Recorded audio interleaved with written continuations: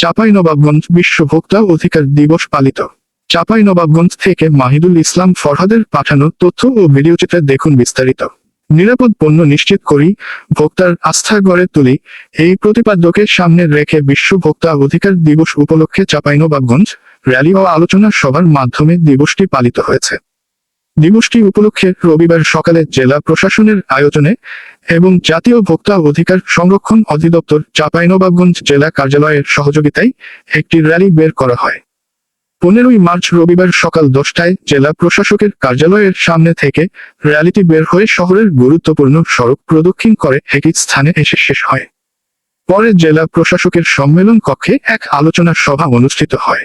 সভার শুরুতে দিবসটির তাৎপর্য তুলে ধরে স্লাইডের মাধ্যমে বিভিন্ন তথ্য উপস্থাপন করেন জাতীয় ভোক্তা অধিকার সংরক্ষণ অধিদপ্তর চাঁপাইনবাবগঞ্জের সরকারি পরিচালক অতিরিক্ত দায়িত্ব ফজলে এলাহি। অতিরিক্ত জেলা প্রশাসক সার্বিক মোহাম্মদ নাকিব হাসান তরফদারের সভাপতিত্বে আলোচনা সভায় প্রধান অতিথি হিসেবে বক্তব্য রাখেন জেলা প্রশাসক ভারপ্রাপ্ত উজ্জ্বল কুমার ঘোষ। তিনি বলেন, দেশে ভোক্তা অধিকার নিশ্চিত করতে সরকার আইন প্রণয়ন করেছে, তবে ভোক্তাদের তাদের অধিকার সম্পর্কে সচেতন হওয়া অত্যন্ত জরুরি। একই সঙ্গে ব্যবসায়ীরাও যদি আইন মেনে ব্যবসা পরিচালনা করেন তাহলে অনেক সমস্যার সমাধান হবে। তিনি আরো বলেন, ব্যবসায়ীদের ভোক্তার অধিকার সম্পর্কে জানতে হবে এবং পণ্যের মোড়কে উল্লেখিত তথ্যের সঙ্গে পণ্যের মানের মিল থাকতে হবে। ভোক্তারা সচেতন হলে প্রতারণার সুযোগ অনেকাংশে কমে যাবে। এছাড়া মানসম্মত খাদ্য বিপণন নিশ্চিত করতে মানসিকতার পরিবর্তনও প্রয়োজন। সভায় আরো বক্তব্য রাখেন কৃষি সম্প্রসারণ অধিদপ্তর চাঁপাইনবাবগঞ্জের উপপরিচালক ডাক্তার ইয়াসিন আলী ও ক্যাবের জেলা সভাপতি অ্যাডভোকেট মোহাম্মদ আব্দুল হামিদ। এ সময় আরো উপস্থিত ছিলেন অতিরিক্ত পুলিশ সুপার প্রশাসন ও অর্থ ANM Wasim Firoz, civil surgeon doctor AKM Shahab Uddin, সদর উপজেলা নির্বাহীর কর্মকর্তা মারুফ আফজাল রাজন সহ বিভিন্ন সরকারি দপ্তরের কর্মকর্তা ও সুশীল সমাজের অতিথিবৃন্দ উপস্থিত ছিলেন। আমি প্রথমতই বলতে চাই যে এই ভোক্তা অধিকার দিবসের উপলক্ষে আমাদের অগ্রগামী ভূমিকা নিতে হবে আগামীতে। যে এই আলোচনা সভার সম্মানিত সভাপতি, অন্যান্য উপস্থিতি, আসসালামু আলাইকুম। আমাদের সমাজে আমাদের যে পণ্যের যে লেনদেন গুলো হয় সেটা একজন দেয় আর একজন নেয়। এখানে ভোক্তা অধিকারে যেটা বলা হয়েছে যেগুলো সাধারণত নির্বাহী কর্মকর্তা বড় আপনি অভিযোগ করতে পারবেন। তারা ওয়েব অ্যাড্রেসটা দেয়া আছে www.encrp.gov.bd। এটা হচ্ছে আমাদের আমার প্রেজেন্টেশন স্লাইড ছিল। আমি হচ্ছে সংক্ষিপ্ত আকারে কিছু বলার জন্য প্রথমে আমাদের চাঁপাইনবাবগঞ্জ জেলা কৃষি সম্প্রসারণ অধিদপ্তরের আমাদের উপপরিচালক মহোদয়ের দৃষ্টি আকর্ষণ করি। স্যার, আপনি যদি কিছু বলেন প্লিজ স্যার। বেশিরভাগ ক্ষেত্রেই ভোক্তারাই আসলে প্রতারিত হয়।